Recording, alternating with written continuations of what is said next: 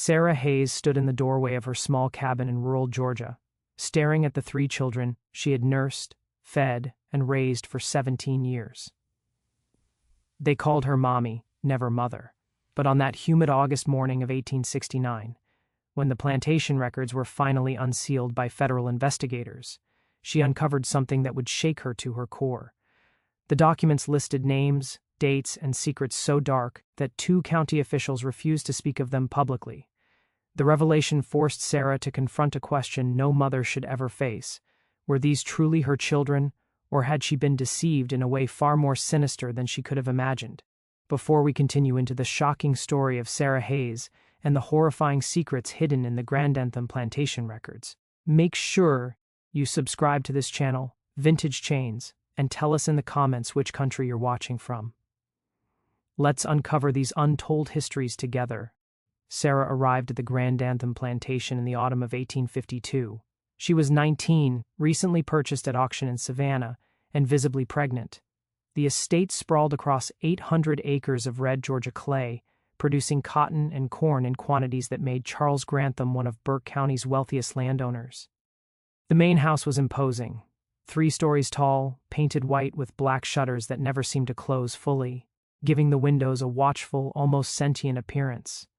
Charles Grantham, 43, was a widower. His wife and infant son had died 3 years earlier during childbirth. The loss had transformed him from a gregarious host known for extravagant dinner parties into a reclusive figure who spent evenings alone, poring over ledgers and drinking whiskey by candlelight. The household staff whispered that Grantham blamed himself for his wife's death, insisting she had traveled to Savannah late in her pregnancy against medical advice. Sarah had come from a smaller farm near Augusta, sold after the owner declared bankruptcy. She never spoke of the father of her unborn child, and no one asked. Such questions were considered impolite, the wounds too deep for casual conversation. The overseer, a thin man named Porter with sunburned forearms, assigned Sarah to work in the main house under Dinina, the head of household staff who had served the Granthams for 26 years. Dinina was efficient, stern, but not unkind. She looked at Sarah's condition and assigned her light duties, mending clothes, tending the herb garden, preparing vegetables. "You'll work until you can't," Dinina said plainly. "Then rest until you can again. That's how we survive here. Grantham doesn't tolerate laziness, but he ain't cruel like some. Do your work, keep your head down, and you'll be treated fair enough." In practice, the plantation ran with cold precision rather than brutality. There were rules. No one entered the main house through the front door, no one spoke unless spoken to, and no one, especially not Sarah, was permitted into Grantham's study. Yet food rations were adequate, cabins were solid, and Porter rarely cracked his whip. The prison was invisible, but the bars were real. In January 1853, Sarah gave birth to a son, Thomas. Dinina and Ruth, an elderly midwife, attended her. 14 hours of labor left Sarah exhausted but filled with a fragile hope, a hope she hadn't felt since her mother was sold when Sarah was 12. Returning to work just 3 weeks later, she strapped Thomas to her back, lulling him to sleep as she moved through her duties. Grantham never acknowledged the child. To him, Sarah and Thomas were simply property. The seasons turned. Sarah's skill, reliability, and attention to detail earned her grudging respect from the household staff. She learned every preference. Grantham liked his coffee black with 2 spoons of sugar, his shirt starched to near stiffness, and he refused fish on Wednesdays for reasons no one could explain. Sarah moved like a ghost through the house, visible only when necessary. Thomas, growing bright and inquisitive, taught himself to read by the newspapers that lined the kindling box. By 3 years old, he could decipher letters and words, a dangerous skill in Georgia, where enslaved people caught reading faced severe punishment. Sarah did not discourage him. Instead, she taught him secrecy. "Smart can keep you alive," she whispered. "But showing you're smart can get you killed. Always remember that, Thomas." Everything shifted in the spring of 1855. Grantham announced his engagement to Margaret Yancey, the 28-year-old daughter of a prominent Augusta judge. The household erupted with preparation. Rooms cleaned, walls repainted, new furniture imported, gardens redesigned. Margaret arrived in June with 14 trunks, 2 personal maids, and expectations that reshaped the estate. She was beautiful, delicate skin, pale blonde hair, and green eyes that catalogued everything she observed. But brittle, like abused horses Sarah had seen, ready to flinch at the slightest provocation. Margaret took control, reorganizing staff, imposing strict schedules, and treating the enslaved workers as furniture rather than people. She was particularly distant with Sarah, calling her only the girl, never acknowledging her by name. Dinina offered only a cryptic warning: stay out of her sight as much as you can. Some folks got reasons for the way they are. That's not ours to question. A year later, Margaret became pregnant. The household atmosphere transformed overnight. Grantham, previously somber, smiled at dinner, ordered imported wines, and spoke enthusiastically about the future. Margaret, however, withdrew into her rooms, seeing only her maids and the visiting doctor. Her pregnancy was difficult: nausea, headaches, fainting spells, and exhaustion. By March 1857, she went into labor. Her screams echoed throughout the house, a sound Sarah remembered all too well from her own labor. After 23 grueling hours, a baby girl was born, Caroline. Margaret refused to hold or nurse her. She turned to the wall and insisted the child be removed. The doctor diagnosed nervous exhaustion and prescribed complete separation from the baby. Grantham, holding the newborn, faced a problem. The wet nurse had died 2 weeks earlier. Dinina offered a solution in 5 words: Sarah can nurse the child. Sarah, still nursing Thomas, froze. She had heard stories of enslaved women forced to feed their masters' children while their own starved, of bodies drained for others' gain. The dread settled cold in her stomach. Yet there was no choice. But she had no choice. So she stood up, wrapped Thomas in a blanket, and followed Dinah through the dark to the main house. Mr. Grantham met them in the nursery, a room that had been hastily prepared on the 2nd floor. He held Caroline awkwardly, the way men hold babies when they're terrified of breaking them. The infant was screaming, her face red and pinched with hunger. "Feed her," he said to Sarah, and left the room. Sarah sat in the rocking chair and arranged her clothing. She'd fed Thomas just minutes earlier, but she pressed the screaming infant to her breast and felt the small mouth latch on with desperate strength. The crying stopped. The room filled with the sound of suckling and Sarah's own racing heartbeat. Thomas, who'd been silent and wide-eyed through the entire exchange, whispered, "Mama, hush now." Sarah told him, "Everything's going to be all right." But she knew, even as she spoke the words, that she was lying. Nothing was going to be all right. She could feel it in the way baby Caroline fed with such intensity, such hunger, as if she meant to take everything Sarah had. And in the months that followed, she nearly did. The arrangement began simply enough. Sarah would come to the main house every 4 hours to nurse Caroline. Between feedings, she could return to her cabin to care for Thomas and handle her other duties. But within a week, the schedule had changed. Mr. Grantham decided it was inefficient for Sarah to travel back and forth. She was moved into a small room adjacent to the nursery, a servant's chamber with a narrow bed, a washstand, and a single window that overlooked the back gardens. Thomas was left in the cabin with an elderly woman named Maddie, who looked after several children while their parents worked. Sarah saw him only briefly each day, usually in the early morning or late evening, when Dinah could spare her for an hour. Each time, Thomas seemed smaller to her, more distant, as if he were slowly disappearing from her life. "Don't forget me, Mama," he said one evening, and Sarah's heart broke into pieces. "Never," she promised. "I could never forget you. You're my son, my own boy." But Caroline became her entire world by necessity. Newborns are relentless, demanding creatures, and Caroline was no exception. She nursed every 2 hours, day and night, for months. She had colic that made her scream for hours until Sarah learned to lay her on her stomach across her lap and rub her back in slow circles. She developed a rash that covered her entire body, requiring constant baths and applications of chandula ointment.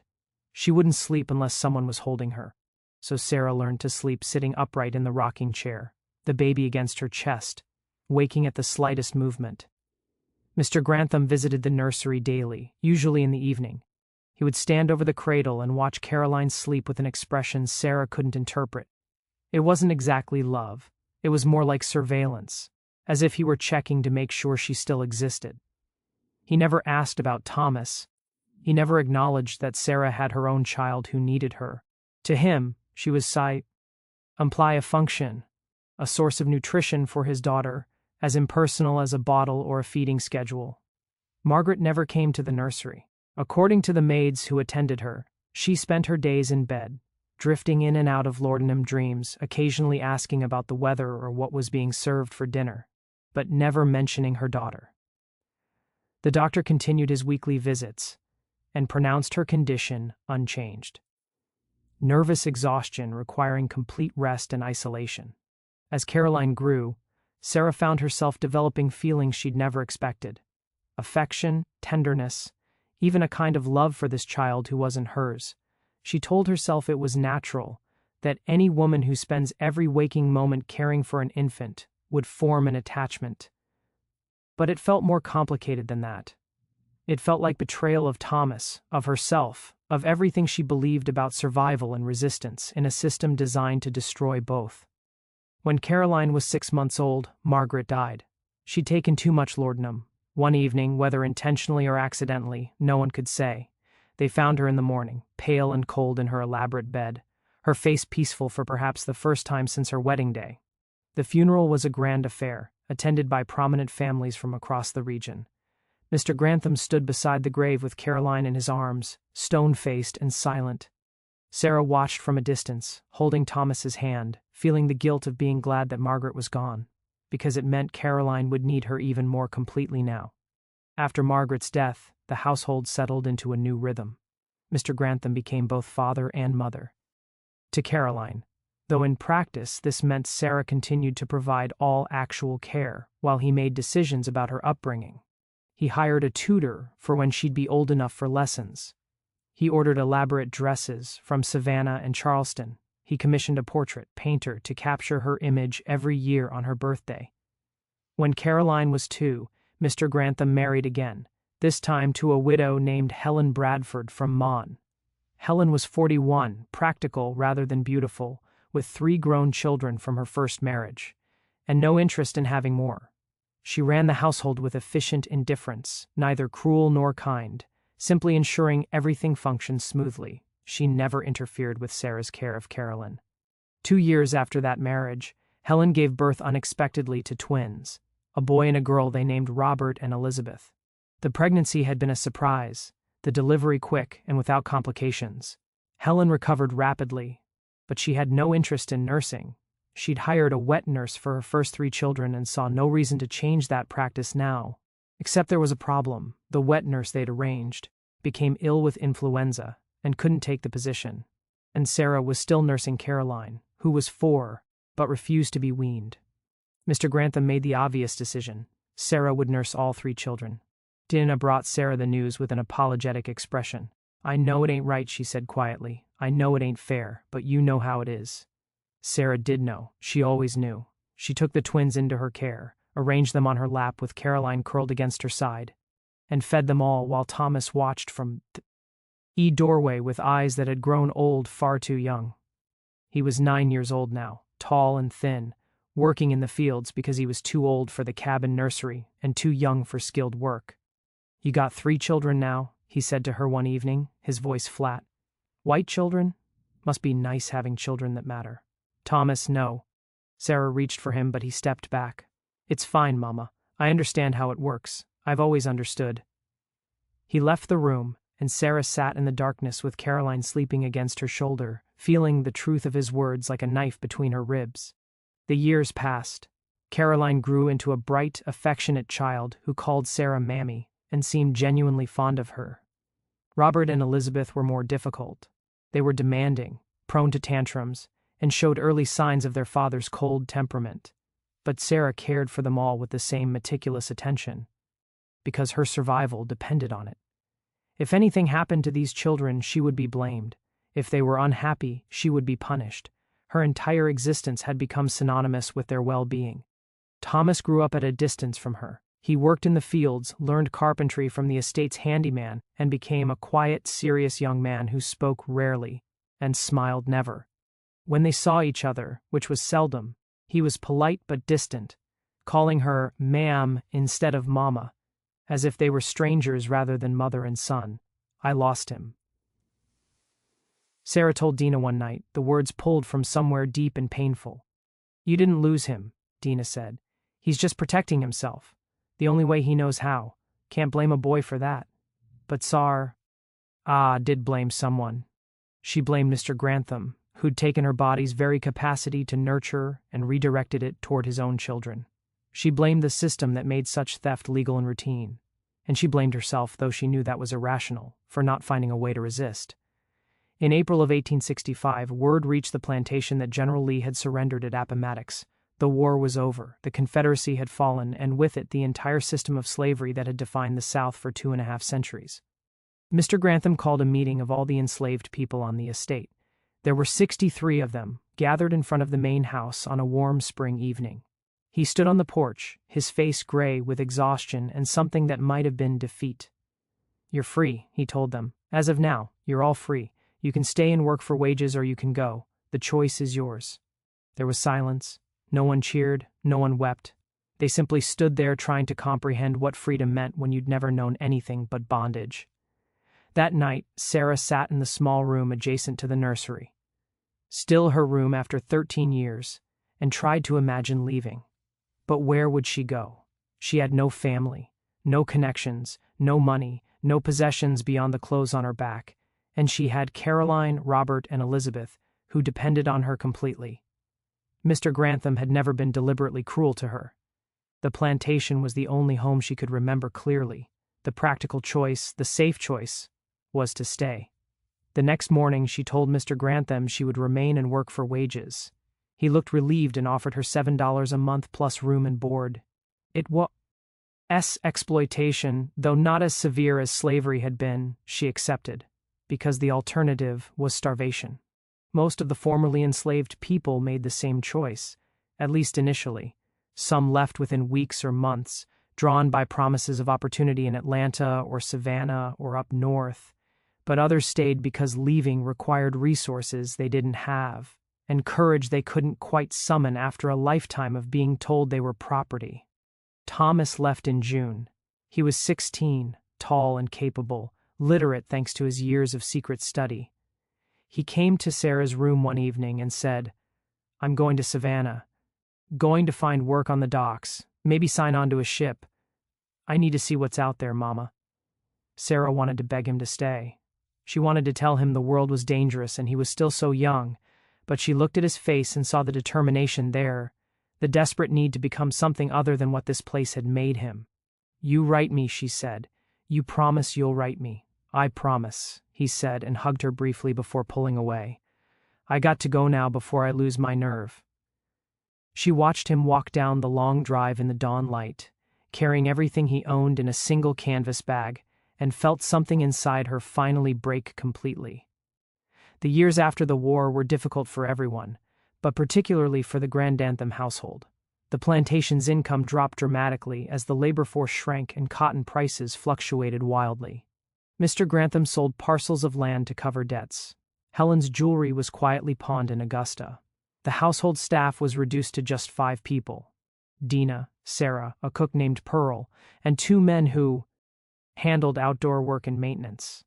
Caroline, Robert, and Elizabeth grew up in this diminished world, unaware that they were experiencing decline rather than normally.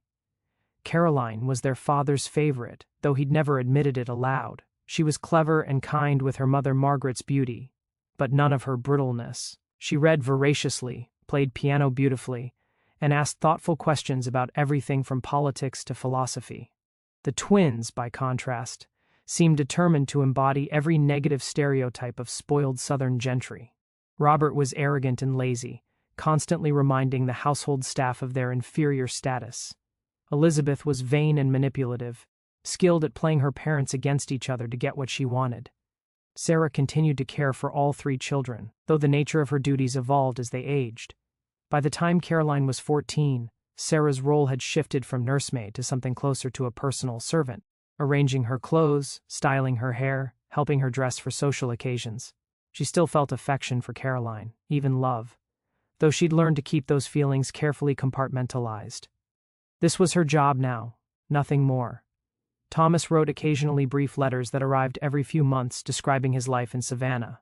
He'd found work at the shipyards, then later as a clerk for a shipping company. He'd learned bookkeeping and navigation. He'd joined a church and made friends. He was building a life, and Sarah was proud of him, even as she mourned the distance between them. "Why does Mommy cry when she gets letters?" Elizabeth asked one day, watching Sarah carefully fold one of Thomas's notes and tuck it into her apron pocket. "Because she's foolish," Robert answered before Sarah could respond. "Daddy says colored people are too emotional for their own good." "That ain't true," Caroline said sharply. "Mommy's not foolish. Maybe she misses someone. Maybe the letter is from family." "You don't have family, do you, Mommy?" Elizabeth asked with the casual cruelty of a child who doesn't understand the impact of her words. "I thought all your people died or ran off." Sarah swallowed the rage that rose in her throat and forced her voice to remain level.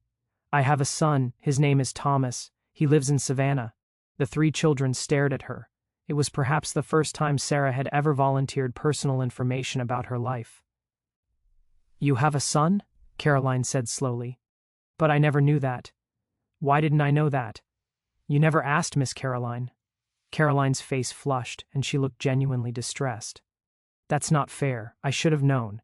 You've been taking care of us our whole lives, and I don't know anything about you. That's how it's supposed to be," Robert said dismissively. "They're not our friends, Caroline. They're servants." "She raised us," Caroline said, her voice rising. "Don't you understand that? She fed us and held us and sat up with us when we were sick. Doesn't that mean anything?" Robert shrugged. "It means she was doing her job. Daddy paid her, didn't he?" The conversation ended there, but something had shifted in Caroline. She started asking Sarah questions about her life before the plantation, about her parents, about Thomas. Sarah answered carefully, never revealing too much, always conscious that these children were still her employer's children, and anything she said could be used against her. In 1868, when Caroline was 16, she announced her intention to attend a female seminary in Mon. Mr. Grantham was reluctant. He preferred to keep her close, but Caroline insisted with a kind of polite stubbornness that eventually wore down opposition. She would go for 2 years, study literature and music and natural philosophy, and then return to prepare for marriage and the management of her own household. The night before Caroline left, she came to Sarah's room for the first time in years. She stood in the doorway, already dressed in traveling clothes, looking nervous. "I wanted to thank you," she said formally, "for everything you've done for me. I know I haven't always. I understand now that things are complicated.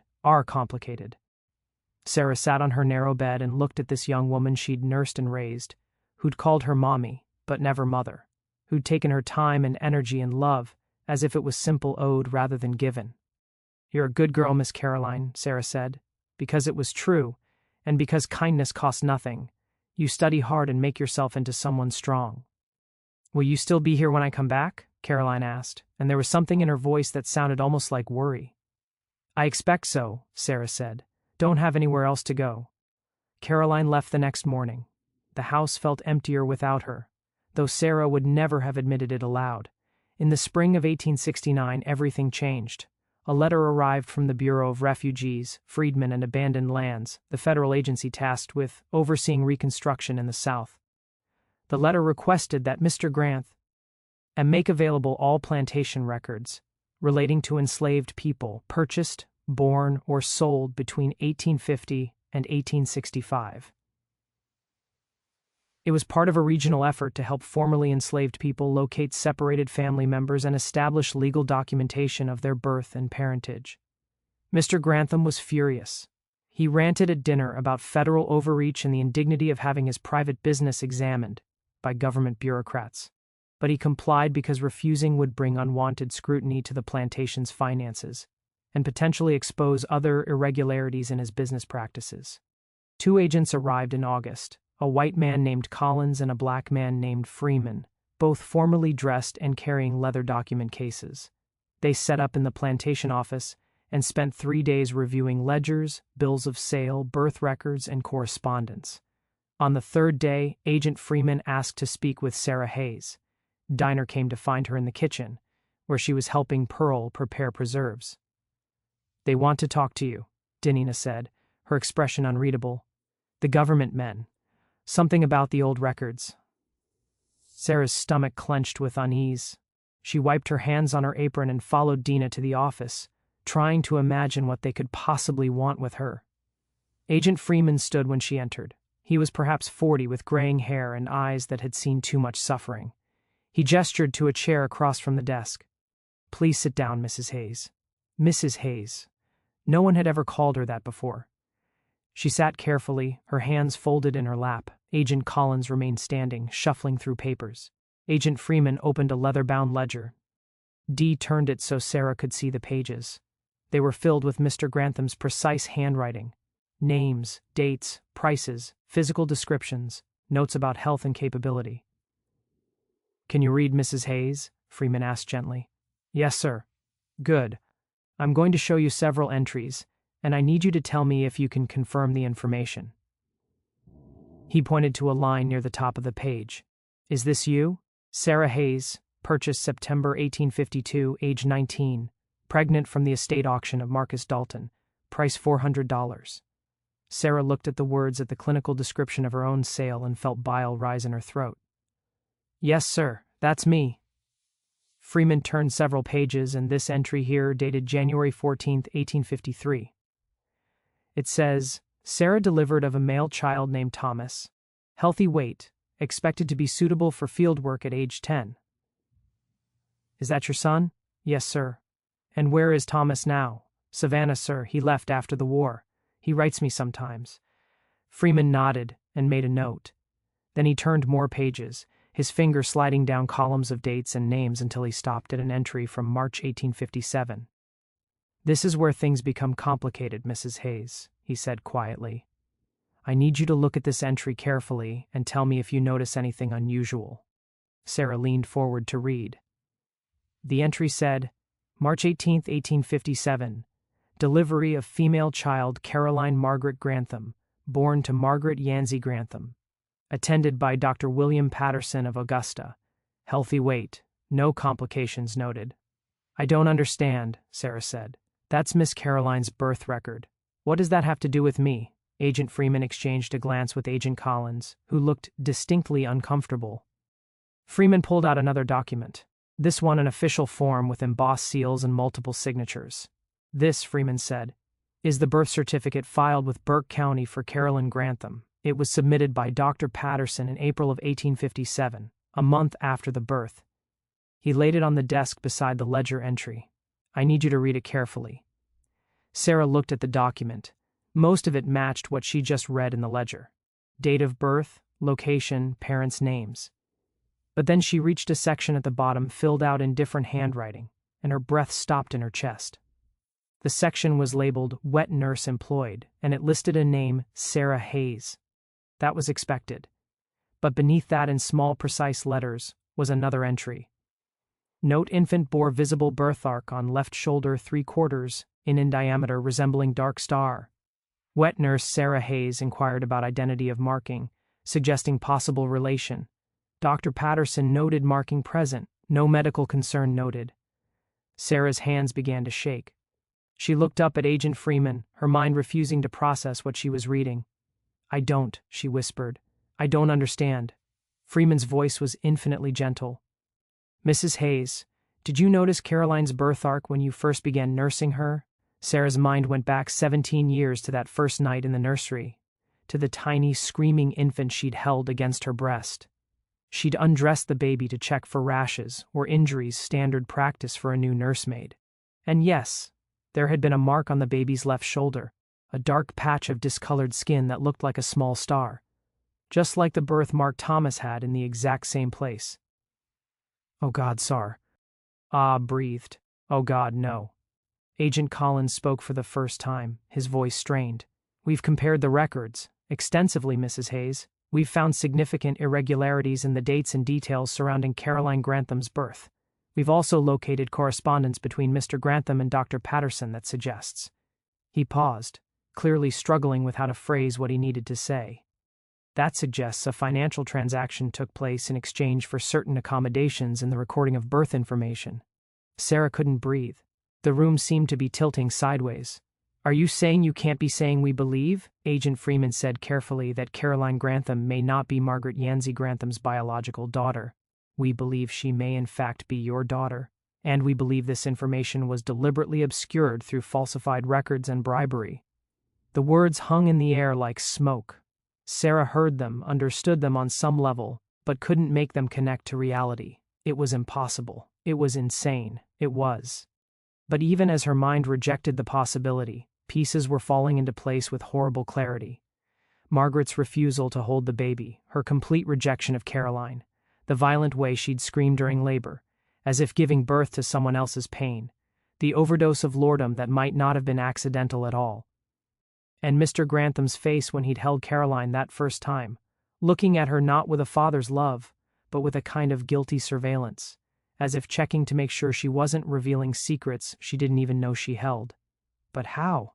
Sarah whispered. How is that even possible? Agent Freeman let out more papers, laying them on the desk like cards in a terrible game. We have documents showing that Margaret Yancey Grantham suffered multiple miscarriages before her death. Her personal physician's notes indicate she was likely infertile due to a childhood illness.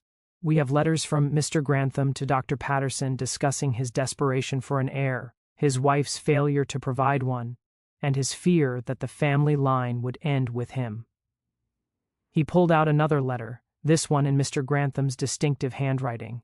In this correspondence from February 1857, Mr. Grantham writes, "The girl Sarah is nearing her time. The timing could not be more providential.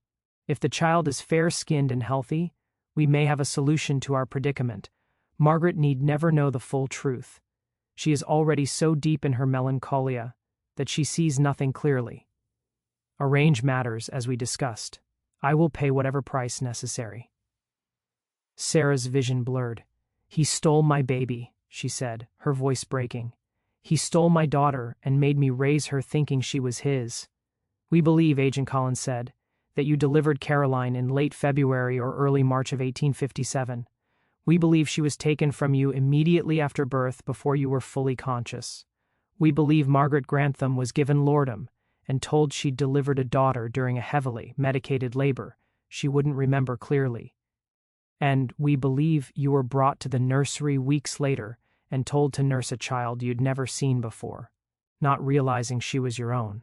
"But Thomas?" Sarah said desperately, trying to find anything that would make this make sense. "Thomas has the same birth arc. Doesn't that prove Caroline is related to him? Doesn't that prove she's mine?" "Yes," Freeman said simply. "That's exactly what it proves." Sarah didn't remember leaving the office or returning to her room. She found herself sitting on her narrow bed as the sun set, still wearing her apron, her hands twisted together so tightly her knuckles had gone white. The knowledge that had been planted in her mind kept trying to grow, sending roots down into her memories, changing everything she thought she'd known about the last 17 years. Caroline was her daughter, the child she'd nursed and raised and loved and resented and cared for with every breath of her being for 17 years was hers. Not Margaret Grantham's, not even truly Charles Grantham's, though he'd signed the papers that said otherwise. Hers, which meant she'd had 2 children, not 1, which meant she'd been separated from her daughter at birth, forced to wet nurse her own child while thinking her a stranger, made to give everything to Caroline while Thomas watched and felt abandoned, which meant every moment of guilt she'd felt about favoring these white children over her own son had been based on a lie so monstrous she could barely comprehend it. Danina found her there sometime after dark, brought her water and bread Sarah couldn't eat, sat beside her in silence until Sarah could finally speak. "Did you know?" Sarah whispered. "All these years, did you know?" "No," Danina said firmly. "I swear before God I didn't know. I knew something was strange about it all. Margaret's refusal to see the baby, the way Mr. Grantham acted about it. But I thought it was just her melancholia, just the tragedy of her mind breaking. I never imagined. He stole my child," Sarah said. "Right out of my body he stole her. I know. And made me take care of her for 17 years. Made me love her while my son grew up thinking I'd chosen white children over him. I know. What do I do?" Sarah's voice cracked. "What the hell do I do with this?" Dina had no answer. There was no answer, no precedent for this kind of violation, this kind of theft. The agents returned the next morning. They wanted to speak with Mr. Grantham, wanted to confront him with the evidence they'd compiled. Agent Freeman asked if Sarah wanted to be present for that conversation. She said yes because she needed to see his face when he was forced to admit what he'd done. They gathered in Mr. Grantham's study, the room Sarah had never been permitted to enter during all her years of servitude. It was lined with books, dominated by a massive desk covered in papers and ledgers. Mr. Grantham sat behind that desk, looking older than his 60 years, gray-faced and hollow-eyed. Agent Collins laid out the documents methodically, the ledgers, the letters, the birth certificates with their inconsistencies, the testimony from Dr. Patterson's widow, who'd found her late husband's private journals describing the arrangement. Mr. Grantham listened in silence, his hands folded on the desk in front of him. When Agent Collins finished, the room filled with a silence so complete Sarah could hear her own heartbeat. "Is any of this disputed?" Agent Freeman finally asked. Mr. Grantham looked at Sarah for the first time. His eyes were empty of everything except exhaustion. "No," he said quietly, "it's all true." Sarah felt something inside her shatter at the confirmation. Some part of her had hoped desperately that it was all a mistake, a misunderstanding that could be explained away. But here was the truth, stated plainly in his own voice. "Why?" she whispered. "How could you do that?" Mr. Grantham looked down at his hands. When he spoke, his voice was flat, empty of emotion. "Margaret couldn't have children. We tried for 3 years. She'd miscarried 6 times, each one worse than the last. The doctor said her womb was damaged, that she'd never carry a child to term, and I needed an heir. The plantation, the family name, everything depended on having someone to pass it to. So, you decided to steal mine," Sarah said, rage beginning to burn through the shock. "You were pregnant when I bought you," Grantham continued as if she hadn't spoken. "I didn't plan any of this initially, but as your time approached, I started thinking about possibilities. The child you were carrying, if it was light-skinned enough, if it was healthy, it could solve everything. No one would question a baby's legitimacy if they thought Margaret had delivered it. And you'd never know the difference. You'd still nurse the child, still care for it. Nothing would really change for you. Nothing would change." Sarah's voice rose. "You took my daughter. You made me raise her, thinking she belonged to someone else." "She was well cared for," Grantham said, and there was something in his voice that might have been defensiveness. "She was fed, clothed, educated, given every advantage. She grew up in this house instead of in a slave cabin. I made her my legal heir. How is that worse than the life she would have had as your daughter?" Sarah stood up so quickly her chair fell backward. "Because she was mine. Because I had a right to know my own child. Because you made me love her while hating myself for loving her. Made me feel guilty for every moment I spent with her instead of with Thomas. You destroyed my relationship with my son to keep your lie secret." "I paid you," Grantham said, his voice hardening. "After the war, I paid you wages to care for her. You were compensated." "Compensated?" Sarah laughed, a wild, broken sound. "You think $7 a month compensates for stealing a child?" Agent Freeman cleared his throat. "Mr. Grantham, you understand that this constitutes fraud. You falsified birth records, bribed a physician, and misrepresented the parentage of a child for your own financial benefit. Under federal law, this is a criminal offense. Caroline is my daughter," Grantham said firmly. "I raised her, I loved her. I gave her everything. That makes her mine, regardless of whose blood runs in her veins. The law doesn't agree with you." Agent Collins said, "Parentage is a matter of biology and legal documentation. The documentation was falsified. The biology supports Mrs. Hayes's claim." "What claim?" Grantham looked at Sarah with something like fear for the first time. "What are you planning to do?" Sarah realized she had no idea. She hadn't thought beyond the confrontation, beyond making him admit the truth. The idea that she had some kind of legal claim to Caroline, that she could somehow undo 17 years of deception, seemed impossible, just when we thought we'd seen it all. The horror in the Grand Anthem Plantation intensifies. If this story is giving you chills, share this video with a friend who loves dark mysteries. Hit that like button to support our content, and don't forget to subscribe to never miss stories like this. Let's discover, together, what happens next. Rising tension. The legal situation was complicated in ways Sarah couldn't fully understand. Agent Freeman explained it to her in the office late one evening, spreading papers across the desk and trying to make sense of state law, federal regulations, and the chaos of Reconstruction-era jurisprudence. In theory, he said, you have a strong case for claiming Caroline as your daughter. The evidence is substantial. The birthmark, the falsified records, the correspondence, Dr. Patterson's journals. But in practice, there are significant obstacles. What kind of obstacles? Sarah asked. Carol, Eni is legally Charles Grantham's daughter, according to recorded documents. Overturning that would require going to court, presenting all this evidence publicly, and convincing a Georgia judge to rule against a prominent white landowner in favor of a formerly enslaved black woman. It's possible, but he trailed off, and Sarah heard all the unspoken words in that silence, but unlikely. She finished. Very unlikely, Freeman admitted, particularly because Caroline herself is now legally an adult. She turned 18 last March, which means she has the right to determine her own identity and family connections. Sarah felt something cold settle in her chest. You're saying it doesn't matter what the truth is. It only matters what Caroline believes.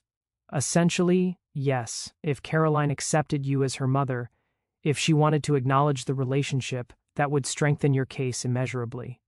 But if she refuses, if she insists on maintaining her identity as Charles Grantham's daughter, he spread his hands, then there's very little anyone can do. Does she know? Sarah asked. Does Caroline know any of this? Not yet. We wanted to speak with you first, determine how you wanted to proceed before bringing her into it. Sarah sat back in her chair, her mind racing. Caroline had always been kind to her, affectionate even. But Sarah was still mammy to her, still a servant despite the wages she now earned. Would Caroline believe this story? Would she want it to be true? Or would she reject it entirely, cling to the identity she'd always known, refuse to acknowledge that the woman who'd raised her was actually her mother? And what about Thomas? He'd already lost so much of his relationship with Sarah because of Caroline.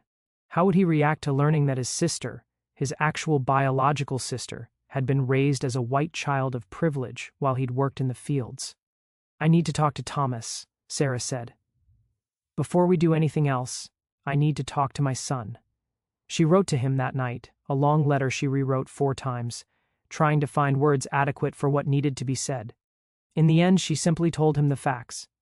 The agents had found evidence that Caroline was her daughter, stolen at birth and passed off as white. She asked him to come home, said she needed him, couldn't face what was coming without him. The letter took 8 days to reach Savannah and 4 more days for Thomas to arrange time away from his work and travel back to Burke County. When he walked up the long drive to the plantation, Sarah almost didn't recognize him. He was 23 now, broad-shouldered and serious-faced, dressed in a respectable suit that marked him as a working man with steady income. He looked so much like his father that Sarah's breath caught in her throat. Though she hadn't thought about that man in years, they sat together in her small room, and Sarah told him everything. Thomas listened in silence, his expression unreadable, his hands resting on his knees. When she finished, he was quiet for a long time. Then he said, "That's why you favored her.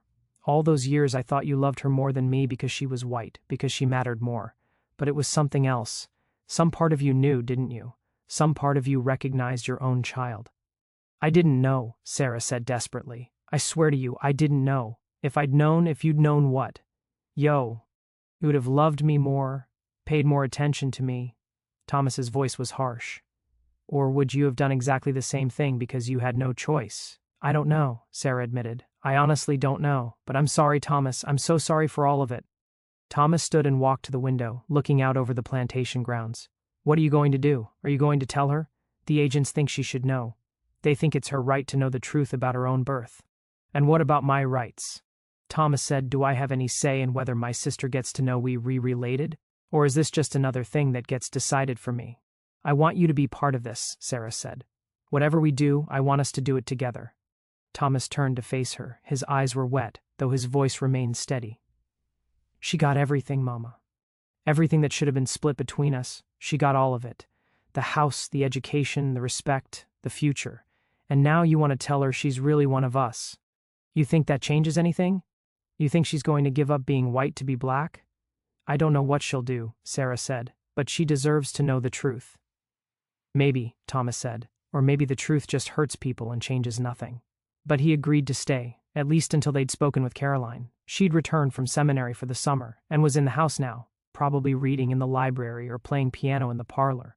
She had no idea her entire world was about to shift beneath her feet. They told Caroline 3 days later in the same office where Sarah had first learned the truth. Agent Freeman insisted on being present along with Thomas and Sarah. Mr. Grantham was explicitly excluded. Freeman thought his presence would make honest conversation impossible. Caroline entered the room looking puzzled, but not particularly concerned.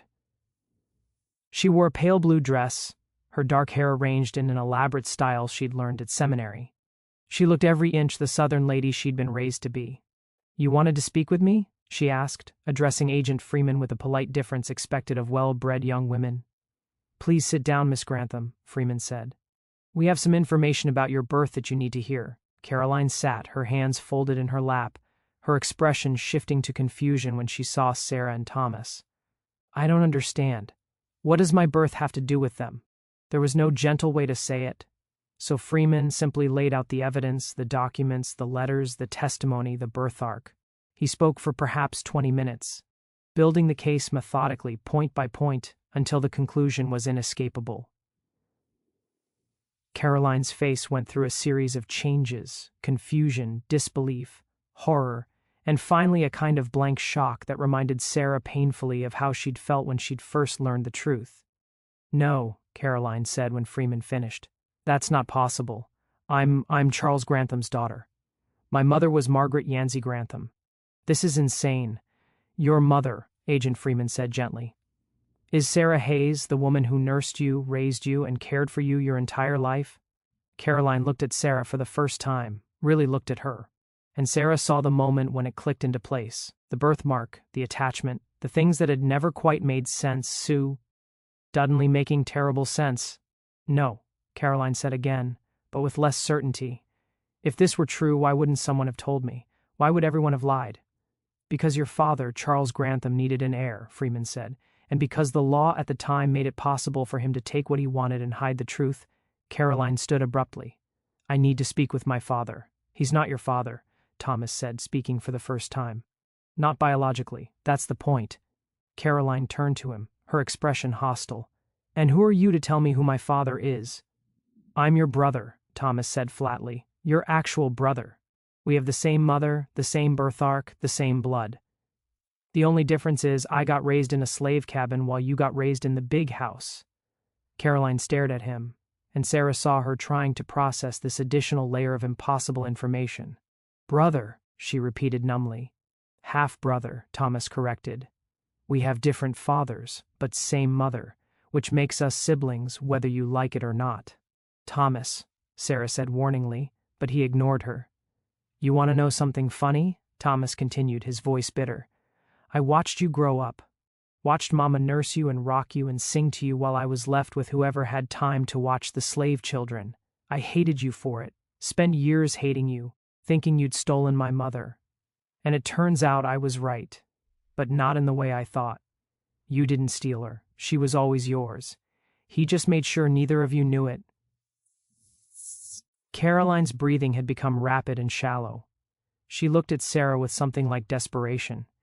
"Is it true? Are you my mother?" Sarah wanted to say yes simply and cleanly, wanted to claim her daughter after 17 years of unknowing. But the truth was more complicated than that. "I gave birth to you," Sarah said carefully. "My body made you, carried you, brought you into this world. But Charles Grantham raised you as his daughter. He made all the decisions about your life. He's the one you call father, so I don't know what that makes me to you, your mother by birth, certainly. But whether I'm your mother in any other sense, that's something you'd have to decide." Caroline's eyes filled with tears.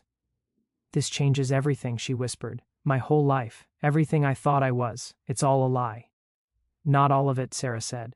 "You're still the same person you were this morning. You're still Caroline. You're still smart and kind and strong. The only thing that's different is now you know the whole truth about where you came from." "But I'm not white," Caroline said, and there was horror in her voice. "If you're my mother, if this is all true, then I'm not white. What am I?" The question hung in the air like poison. Thomas laughed, a sharp, ugly sound. Welcome to the fundamental question of American life, he said. What are you when you're neither one thing nor the other? When you look white, but you've got black blood. When you've been raised with all the privileges of whiteness, but that was built on a lie. Thomas, that's enough, Sarah said sharply. Is it? Thomas stood, his hands clenched into fists at his sides. She gets to find out she's got some black blood and act like the world is ending, like it's some kind of tragedy. Do you know what would happen if this got out publicly? She'd lose everything. Her social standing, her marriage prospects, her entire future. And that's supposed to be tragic. The fact that she'd have to live the way we've always lived. It is tragic, Sarah said. For her it is. She's losing the only identity she's ever known. And whose fault is that? Thomas shot back. Not hers, certainly not yours either. But she got to have a whole life you were denied. And now she wants our sympathy because that life was built on a lie. I don't have sympathy left for that. Caroline was crying now, silent tears streaming down her face. She looked at Sarah with something like pleading in her eyes. What do I do? What am I supposed to do with this? Sarah crossed the room and did something she'd never done in 17 years of caring for Caroline. She touched her as a mother would, not as a servant. She put her hands on Caroline's shoulders and looked directly into her eyes. You survive, Sarah said. You take the truth, however ugly it is, and you decide who you want to be. You choose whether to acknowledge it publicly or keep it secret. You choose what kind of relationship you want with me and with Thomas, if any. You choose what to do about Charles Grantham. They're all hard choices, and I can't make them for you. But you survive because that's what we do. Caroline pulled away from her touch. I need time, she said. I need to think about all of this. I need to. She couldn't finish the sentence. She simply turned and left the room, moving fast enough that it was nearly running. Agent Freeman sighed. That went about as well as could be expected. Did it? Thomas asked. Because from where I'm standing it looked like a complete disaster. Sarah sat down heavily, feeling exhausted to her bones. What happens now? Now we wait, Freeman said. We wait to see what Caroline decides because ultimately she's the one with the power here. She's white passing, legally documented as Charles Grantham's daughter and of legal age. If she chooses to reject this information, there's nothing anyone can do to force her to acknowledge it. So, we're right back where we started, Sarah said, powerless. Not exactly, Freeman said, because now the truth is known at least by some people, and truth has a way of spreading even when people try to contain it. Caroline didn't speak to anyone for 3 days. She stayed in her room taking meals delivered by the household staff, ignoring all attempts at conversation. Mr. Grantham paced the house like a ghost, hollow-eyed and silent. Helen stayed in her rooms with the twins, making it clear she wanted nothing to do with the scandal unfolding in her household. On the 4th day, Caroline emerged. She found Sarah in the kitchen and said simply, I want to know everything from the beginning. Tell me about your life before you came here. They sat in Sarah's room, the same small space adjacent to the nursery where Sarah had spent so many sleepless nights rocking Caroline as an infant. Sarah told her everything about being sold at auction while pregnant, about arriving at the plantation terrified and alone, about Thomas's birth and the years of watching him grow up at a distance. She told Caroline about being summoned to the nursery that first night, about nursing a baby she didn't know was her own, about the slow accumulation of love and resentment and guilt that had defined the years since. Caroline listened without interrupting, her ce unreadable. When Sarah finished, Caroline was quiet for a long time. Then she said, Show me the birth arc. Sarah pulled down the shoulder of her dress, revealing her left shoulder, where an identical mark to Caroline's had faded with age, but remained visible. Caroline stared at it, then slowly undid the buttons at her shoulder and revealed her own mark. They were unmistakably the same size, the same shape, the same distinctive pattern. I used to hate this mark, Caroline said softly. I thought it was ugly, asked Father if there was a way to remove it. He told me it made me unique, that I should be proud of it. She laughed bitterly. I guess he had reasons for wanting me to keep it. It's how I knew, Sarah said. The moment those agents showed me the records and mentioned the birthmark, I knew because Thomas has the same one in the exact same place. I'd seen yours 1,000 times when you were young and never made the connection. Why would you? Caroline said. You had no reason to think I was your daughter. You were told I was Margaret Grantham's child. And why would you question that? She paused. Did you love her, Margaret? Sarah considered the question carefully. I barely knew her. She was kind enough before she married Mr. Grantham. But after the wedding, she withdrew from everyone, and I only saw her a few times before she died. So, no, I didn't love her, but I pied her. I think she seemed so unhappy. She killed herself, didn't she? Caroline said the overdose wasn't an accident. I don't know, Sarah said honestly. No one knows, but it's possible because she couldn't live with what they'd done. Caroline said, taking your child and pretending it was hers. She couldn't live with that lie, maybe. Or maybe she just couldn't live with her own pain anymore. Depression kills people, Caroline. It's not always about one specific thing. Caroline stood and walked to the window, the same window Sarah had stared out countless times during the long nights of Caroline's infancy. I've been thinking about what Thomas said, about me having all the privileges he was denied. He's right, isn't he?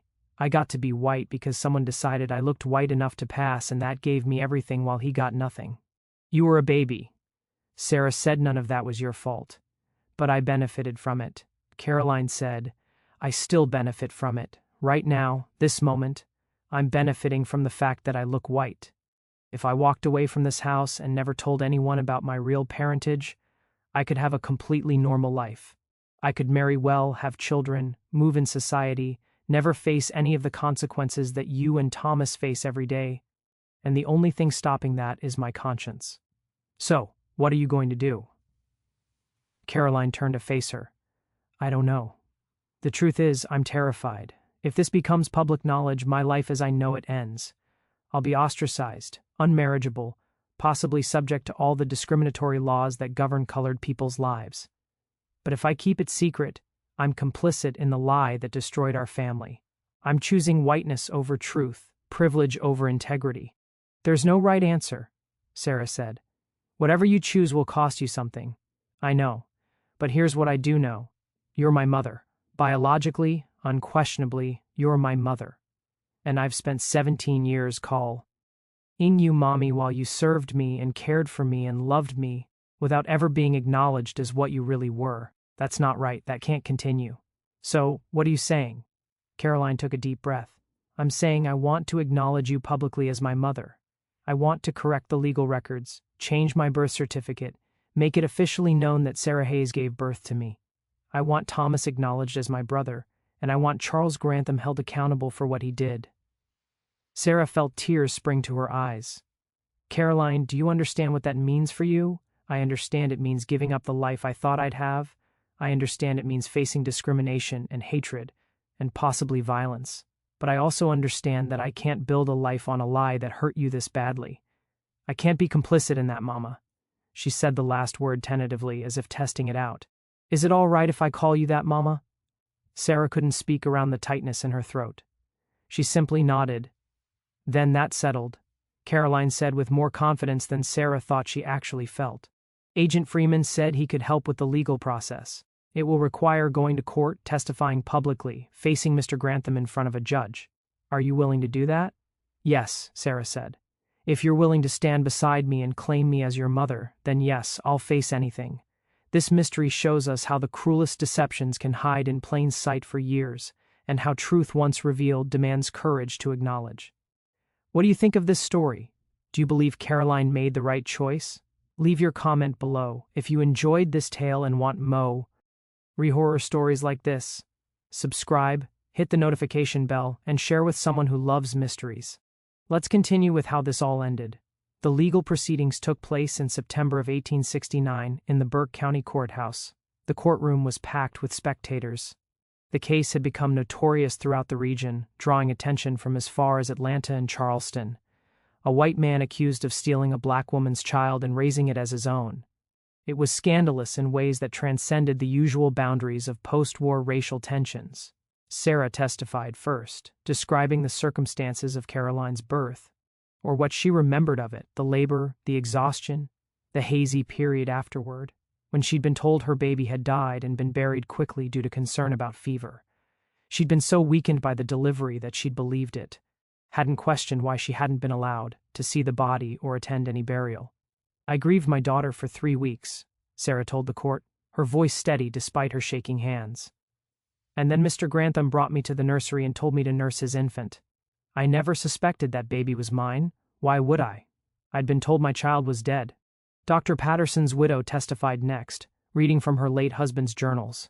The records revealed it all: Charles Grantham's desperate scheme for an heir, the hidden arrangements, the lies that had defined Sarah Hayes's life. According to the documents, the doctor assigned to attend Sarah's labor was paid to take the newborn if it was light-skinned enough, telling Sarah the baby had died. The same doctor would then report to Margaret Grantham, heavily sedated, that she had delivered a daughter. Margaret's pregnancy had been nothing more than padding and secrecy, her isolation, her reclusive behavior, all a carefully staged performance. "My husband," Mrs. Patterson admitted, her voice tight with shame, "was paid $500 to participate in this fraud. He recorded it in his journal as payment for services rendered in the matter of the Grantham succession." Sarah had found those journals after his death, never understanding their meaning, until federal agents arrived, demanding answers. Thomas, her son, testified first. He spoke of the birthmark, of growing up watching his mother care for the Grantham children while he received little attention. He spoke of confusion, of emotional pain, of feeling abandoned. "I thought I wasn't good enough," he said, his voice breaking. "I thought there was something wrong with me that made my own mother love white children more than me. All along, she was taking care of my sister, doing what any mother would do, caring for her child. But none of us knew the truth." Caroline, finally, stood before the court. She was 18, dressed plainly, her hair pulled back with severity. Her voice carried the weight of someone who had lived a lie for her entire life. "I stand here today to acknowledge Sarah Hayes as my mother by birth," she declared. "I was stolen from her as an infant and raised under a false identity. I lived 18 years as Margaret Grantham, benefiting from a theft that should never have happened. I cannot undo those years. I cannot restore what was taken. But I can tell the truth now, and I can say that Charles Grantham committed a fraud that destroyed my family before I even knew I had a family to destroy." Grantham's attorney argued it was speculation, coincidence, or misinterpretation, but the evidence was undeniable. The judge could not ignore the facts. In October, the ruling was delivered. Caroline Margaret Grantham was legally Caroline Hayes, daughter of Sarah Hayes. Her birth certificate was corrected to reflect Sarah as her mother, her father listed as unknown. Grantham was fined $2,000 for fraud and ordered to pay an additional $5,000 in restitution to Sarah Hayes. Criminal charges were impossible, too much time had passed, but the social consequences were severe. Ostracized, his business connections gone, Grantham sold the plantation and fled to Texas to start anew under an assumed anonymity. Caroline, now legally recognized as a person of African descent under Georgia's one-drop rule, lost any claim to the Grantham estate. Her privileges, her wealth, and her place in society vanished overnight. Every door that had been opened slammed shut. But she gained a family, her true family. That November, Sarah, Thomas, and Caroline left Burke County together. With the $7,000 settlement from the court, they purchased a small house near Savannah's shipyards. Thomas secured a job for Caroline as a clerk in the shipping office, her literacy and mathematical skill making her invaluable. Sarah started a laundry business, employing women from the community, paying fair wages, building something that was entirely hers. Their lives were not what they had imagined. Caroline would never be a lady of society, Thomas would struggle to reconcile his feelings of abandonment, and Sarah would never reclaim the lost years. But they had each other, they had truth, and they had freedom, not the abstract freedom of the post-war South, but the profound freedom of knowing who you are and choosing your path. Caroline never spoke to Charles Grantham again. Once, he sent a letter begging for understanding, if not forgiveness. She burned it unread. "Some apologies," she told Sarah, "give the wrong person more power." Sarah had spent 17 years raising her stolen daughter, serving the man who had robbed her, nurturing a child while her own son felt neglected. No words could undo that. But on Sunday evenings, in the quiet of their small parlor, Thomas reading, Caroline writing, and Sarah mending clothes, there was a fragile peace. Not happiness, not full justice, not restoration, but truth, family, survival. Years later, long after Sarah's death and her burial in Savannah's colored cemetery, Caroline would pass the story to her children. She would tell them of the grandmother they never met, of the lies, the cruelty, and the moment when truth finally emerged. "Your grandmother," Caroline would say, "was the strongest person I ever knew. She survived enslavement, the theft of her children, and the lies that built this country. And she still found the strength to love me. That is real strength. Remember it." And they did. The story lived on, a testament to the cruelty that built America, to the families torn apart by slavery, and to the enduring power of truth, no matter how deeply it was buried. For your Vintage Chains channel, you could end the video with, "If you're watching this, make sure to subscribe to Vintage Chains for more dark and compelling true stories from America's past. Tell us in the comments which country you're watching from. We want to see how far the stories reach."